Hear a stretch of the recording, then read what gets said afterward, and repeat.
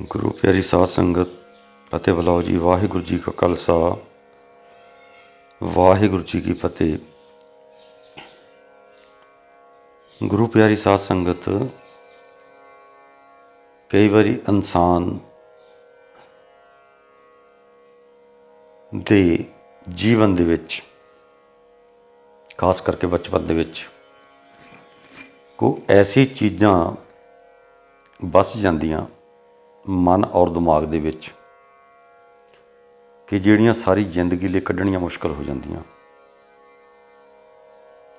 ਉਹ ਯਾਦਾਂ ਜਿਹੜੀਆਂ ਚੰਗੀਆਂ ਵੀ ਹੋ ਸਕਦੀਆਂ, ਮਾੜੀਆਂ ਵੀ ਹੋ ਸਕਦੀਆਂ। ਮੇਰਾ ਪਰਸਨਲ ਵਿਊ ਹੈ, ਪਰਸਨਲ ਤਜਰਬਾ ਹੈ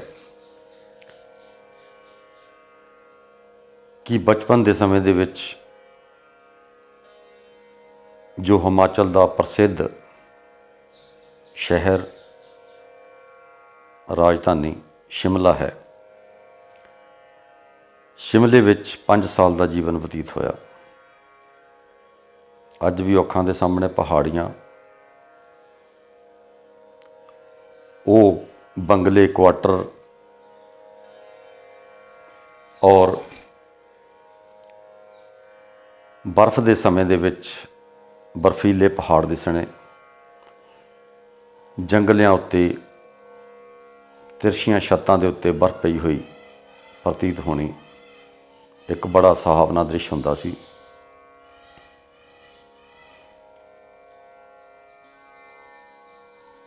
ਉੱਥੇ 5 ਸਾਲ ਰਹਿ ਕੇ ਆਪਣੇ ਮਾਤਾ ਪਿਤਾ ਦੇ ਨਾਲ, ਫਾਦਰ ਸਾਹਿਬ ਫੌਜ ਦੇ ਵਿੱਚ ਸਨ, JCO ਸਨ, ਅਤੇ ਉੱਥੇ ਰਹਿਣ ਕਰਕੇ ਫੌਜ ਦੇ ਵਿੱਚ ਕੋਈ ਟਾਕੀਜ਼ ਲੱਗੀਆਂ ਹੁੰਦੀਆਂ ਸੀਗੀਆਂ ਜਿੱਥੇ ਸਿਨੇਮਾ ਘਰ ਬਣੇ ਹੁੰਦੇ ਛੋਟੇ ਛੋਟੇ। ਉਸ ਸਮੇਂ ਦੀ ਗੱਲ ਹੈ, ਸੰਨ 1967, 68, 69, 70।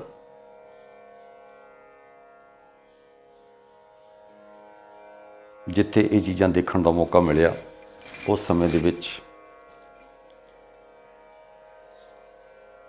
ਅਤੇ ਉਹ ਜਿਹੜੀਆਂ ਟਾਕੀਜ਼ ਲੱਗੀਆਂ ਹੁੰਦੀਆਂ ਸੀ, ਸਿਨੇਮਾ ਦਿਖਾਉਂਦੇ ਸਨ, ਹਫ਼ਤੇ ਬਾਅਦ ਇੱਕ ਵਾਰੀ ਦਿਖਾਉਂਦੇ ਸਨ ਕੋਈ ਨਾ ਕੋਈ ਫਿਲਮ, ਕੋਈ ਦੇਸ਼ ਭਗਤੀ ਦੀ ਜਾਂ ਹੋਰ ਕੋਈ। ਉਸ ਸਮੇਂ ਇੱਕ ਫਿਲਮ ਦਿਖਾਈ ਗਈ ਸੀ ਜਿਸ ਦੇ ਵਿੱਚ ਇੱਕ ਫਕੀਰ, ਨਾਮ ਨਹੀਂ ਯਾਦ ਕਿਹੜੀ ਫਿਲਮ ਸੀ, ਪਰ ਸੀਨ ਯਾਦ ਹੈ। ਇੱਕ ਫਕੀਰ ਜੰਗਲ ਦੇ ਵਿੱਚ ਤਪੱਸਿਆ ਕਰਦਾ ਹੈ,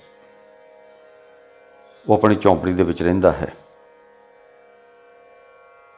ਸਮਾਧੀ ਲਾ ਕੇ ਪ੍ਰਭੂ ਦਾ ਸਿਮਰਨ ਕਰਦਾ ਹੈ। ਇੱਕ ਮਾਈ ਉਹਨਾਂ ਦੇ ਰੋਜ਼ ਹੀ ਦੁੱਧ ਲੈ ਕੇ ਆਉਂਦੀ ਹੈ, ਬੁੱਢੀ ਮਾਈ, ਬਿਰਧ ਮਾਈ। ਉਹ ਸਮਾਧੀ ਅਸਥ ਹੁੰਦੇ ਹਨ ਸੰਤ, ਅਤੇ ਜਦੋਂ ਮਾਈ ਆਉਂਦੀ ਹੈ ਅਤੇ ਫਿਰ ਉਹ ਆਵਾਜ਼ ਦੇ ਕੇ ਉਹਨਾਂ ਦੀ ਸਮਾਧੀ ਨੂੰ ਖੋਲ੍ਹਦੀ ਹੈ ਅਤੇ ਉਹਨਾਂ ਨੂੰ ਦੁੱਧ ਛਕਾਉਂਦੀ ਹੈ। ਉਹ ਅੱਖਾਂ ਦੇ ਵਿੱਚ ਵਸਿਆ ਹੋਇਆ ਸੀਨ ਕਿ ਉਹ ਮਹਾਤਮਾ ਜੰਗਲ ਦੇ ਵਿੱਚ ਆਪਣੀ ਕੁਟੀਰ ਦੇ ਵਿੱਚ ਰਹਿੰਦੇ ਹਨ ਅਤੇ ਆਪਣਾ ਸਿਮਰਨ ਕਰਦੇ ਹਨ, ਭਜਨ ਕਰਦੇ ਹਨ, ਬੰਦਗੀ ਕਰਦੇ ਹਨ। ਉਹ ਮਨ ਦੇ ਵਿੱਚ ਵਸ ਗਿਆ। 3 ਜਾਂ 4 ਸਾਲ ਦੀ ਉਮਰ ਹੋਵੇਗੀ। ਉਹ ਸਮਾਂ ਇੱਕ ਪਾਸੇ ਨੂੰ ਜ਼ਿੰਦਗੀ ਨੂੰ ਖਿੱਚ ਕੇ ਲੈ ਗਿਆ ਕਿ ਸੰਸਾਰ ਦੇ ਵਿੱਚ ਕੁਛ ਵੀ ਨਹੀਂ ਰੱਖਿਆ। ਪ੍ਰਭੂ ਦਾ ਸਿਮਰਨ ਕਰਨਾ, ਇਕਾਂਤ ਵਿੱਚ ਬੈਠਣਾ, ਇਕਾਂਤ ਵਿੱਚ ਭਜਨ ਸਿਮਰਨ ਕਰਨਾ, ਪਾਠ ਕਰਨਾ ਔਰ ਇਕਾਂਤ ਦੇ ਵਿੱਚ ਵਾਸ ਕਰਨਾ ਇੱਕ ਜੀਵਨ ਦਾ ਸ਼ੌਂਕ ਬਣ ਚੁੱਕਿਆ ਸੀ। ਤਾਂ ਪਿਆਰੀ ਸਾਧ ਸੰਗਤ, ਕਈ ਵਾਰ ਇਸ ਤਰ੍ਹਾਂ ਦਾ ਹੁੰਦਾ ਹੈ, ਕੱਚੀ ਜ਼ਮੀਨ ਦੇ ਵਿੱਚ ਜਿਸ ਤਰ੍ਹਾਂ ਬੀਜ ਬੋਇਆ ਜਾਂਦਾ ਹੈ, ਉਹ ਸਮੇਂ ਸਿਰ ਅੰਕੁਰਿਤ ਹੋ ਕੇ ਵੱਡਾ ਹੁੰਦਾ ਹੈ। ਜਿਹੜਾ ਬੀਜ ਬੀਜਿਆ ਜਾਂਦਾ ਹੈ ਉਹੀ ਉਸ ਨੂੰ ਫੁੱਲ ਫਲ ਲੱਗਦੇ ਹਨ। ਜੀਵਨ ਦੀ ਇੱਕ ਦਿਸ਼ਾ ਕਈ ਵਾਰ ਪ੍ਰੇਰਿਤ ਕਰ ਦਿੰਦੀ ਹੈ ਕਿਸੇ ਪਾਸੇ ਨੂੰ ਲਿਜਾਣ ਲਈ। 5 ਸਾਲ ਤੋਂ ਬਾਅਦ ਪਿੰਡ ਦੇ ਵਿੱਚ ਸ਼ਿਫਟ ਹੋਣਾ, ਉਸ ਤੋਂ ਬਾਅਦ ਮਹਾਂਪੁਰਸ਼ਾਂ ਨਾਲ ਮਿਲਾਪ ਹੋਣਾ, ਫਿਰ ਇੱਕ ਜੀਵਨ ਦੀ ਰੇਖਾ ਉੱਧਰ ਨੂੰ ਹੀ ਖਿੱਚੀ ਜਾਣੀ। ਹਰ ਵੇਲੇ ਦਿਮਾਗ ਦੇ ਵਿੱਚ ਇਹ ਵਸਿਆ ਰਹਿਣਾ ਕਿ ਕਿਸ ਤਰ੍ਹਾਂ ਉਸ ਪ੍ਰਭੂ ਨੂੰ ਪਾਉਣਾ ਹੈ। ਇੱਕ ਸੰਤਾਂ ਦਾ ਜੀਵਨ ਕਿਸ ਤਰ੍ਹਾਂ ਦਾ ਹੁੰਦਾ ਹੈ। ਸੰਤ ਗਿਆਨਾਨੰਦ ਜੀ ਦੇ ਨਾਲ ਮਿਲਾਪ ਹੋਇਆ ਪਰਿਵਾਰ ਦੇ ਕਰਕੇ, ਔਰ ਫਿਰ ਉਹਨਾਂ ਕੋਲੋਂ ਸਿੱਖਿਆ ਦੀਕਸ਼ਾ ਲੈ ਕੇ ਇਸ ਮਾਰਗ ਦੇ ਉੱਤੇ ਚੱਲਣ ਦਾ ਬਲ ਮਿਲਿਆ। ਤੋ ਪਿਆਰੀ ਸਾਧ ਸੰਗਤ, ਗੱਲ ਕਹਿਣ ਦਾ ਭਾਵ ਇਹ ਹੈ ਕਿ ਕਈ ਵਾਰੀ ਬਚਪਨ ਦੇ ਵਿੱਚ ਐਸੀ ਦਿਸ਼ਾ ਮਿਲ ਜਾਂਦੀ ਹੈ, ਐਸੀ ਦਸ਼ਾ ਮਿਲ ਜਾਂਦੀ ਹੈ ਕਿ ਇੱਕ ਬੀਜ ਬੀਜਿਆ ਹੋਇਆ ਉੱਧਰ ਨੂੰ ਹੀ ਖਿੱਚ ਕੇ ਲੈ ਜਾਂਦਾ ਹੈ ਸਾਰੀ ਜ਼ਿੰਦਗੀ ਨੂੰ। ਕੁਛ ਪੂਰਬਲੇ ਕਰਮ ਵੀ ਹੁੰਦੇ ਹਨ, ਪੂਰਬਲੀ ਸੋਚ ਵਿਚਾਰ ਵੀ ਹੁੰਦੀ ਹੈ ਕਿ ਇੱਕ ਜਨਮ ਨਹੀਂ ਹੋਇਆ, ਬੰਦੇ ਦੇ ਬਹੁਤ ਜਨਮ ਹੋ ਚੁੱਕੇ ਹਨ। ਬਹੁਤ ਜਨਮ ਵਿਛੜੇ ਥੇ ਮਾਧੋਈ ਜਨਮ ਤੁਮਾਰੇ ਲੇਖੇ। ਜਨਮ ਜਨਮ ਦੀ ਜੋ ਆਦਤ, ਜੋ ਸ਼ੌਕ, ਜੋ ਪ੍ਰੇਰਨਾ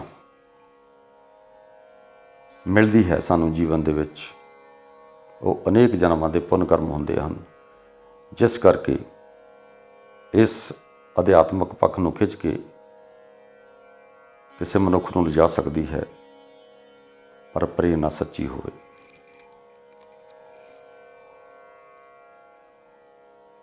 ਇਸੇ ਤਰ੍ਹਾਂ ਕੋਈ ਵੀ ਮਨੁੱਖ ਅਧਿਆਤਮਕ ਪੱਖ ਨੂੰ ਜੇਕਰ ਉਸ ਦਾ ਬੀਜ ਸਹੀ ਤਰ੍ਹਾਂ ਬੀਜਿਆ ਜਾਵੇ, ਸਹੀ ਢੰਗ ਨਾਲ ਬੀਜਿਆ ਜਾਵੇ, ਤਾਂ ਉਸ ਨੂੰ ਪ੍ਰੇਰਨਾ ਸਰੋਤ ਬਣ ਕੇ ਉਸ ਪਾਸੇ ਨੂੰ ਲੈ ਜਾਂਦਾ ਹੈ ਅਤੇ ਉਸੇ ਪੱਖ ਦਾ ਉਸ ਦਾ ਜੀਵਨ ਬਤੀਤ ਹੁੰਦਾ ਹੈ।